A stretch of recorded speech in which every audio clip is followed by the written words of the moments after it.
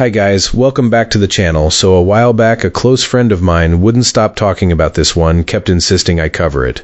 Well, I finally listened, and today we're going through the customer reviews together, but before we begin, there's a discount link in the description and pinned in the first comment if you want to check it out. Now let's not waste any more time and jump right into the details.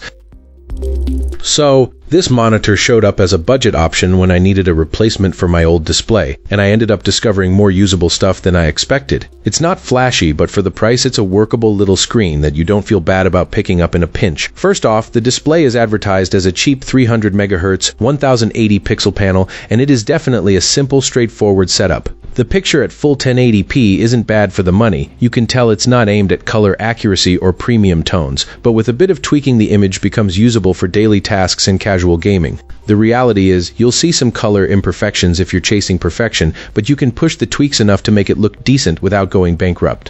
Where this monitor gets a little tricky is the edge geometry. The edges tuck back a bit, so you end up losing a few rows of pixels along the bottom and sides. It's not a disaster for most games or web browsing, but it's something to be aware of if you're doing precise work near the edges. It's not a deal breaker for me though, and it definitely explains why the unit feels more budget than premium. As for the build, it's average. It's light, which is nice for moving it around or mounting it on a stand. And you do get the option to use a VESA mount. The catch is the circular area on the back where the mount sits. If your mounting gear is standard square around 75 by 75 millimeters, you'll likely be fine, but many mounts are a bit larger and might require a workaround or longer screws, so you don't end up sitting the mount on top of that circle. It's a small design quirk, not a total blocker, but it's worth a heads up if you're planning a serious desk setup with a dedicated arm. I did run into a setup hurdle with my old Mac Pro, needed a digital visual interface adapter and careful driver settings to get everything talking, yet once I got past that, the performance was stable. It's noticeably lighter than my previous monitor, which makes mounting and desk changes much less of a pain, and it feels perfectly fine for web browsing, music editing, and YouTube binge sessions. The brightness sits a notch above what I used to, so I did dial it down a bit, but that's a personal preference more than a fault. 2 of these for the price of a single box store monitor felt like a solid deal, especially if you're not chasing top-tier color or the latest high-end panel. The warranty is a welcome safety net. SANSUI did reach out, though it was a little slow, and the defect I experienced was covered and resolved. For the price point, this is a pretty solid bang for the buck, and I'd recommend it if you're after a no-fuss budget option that still gets the job done.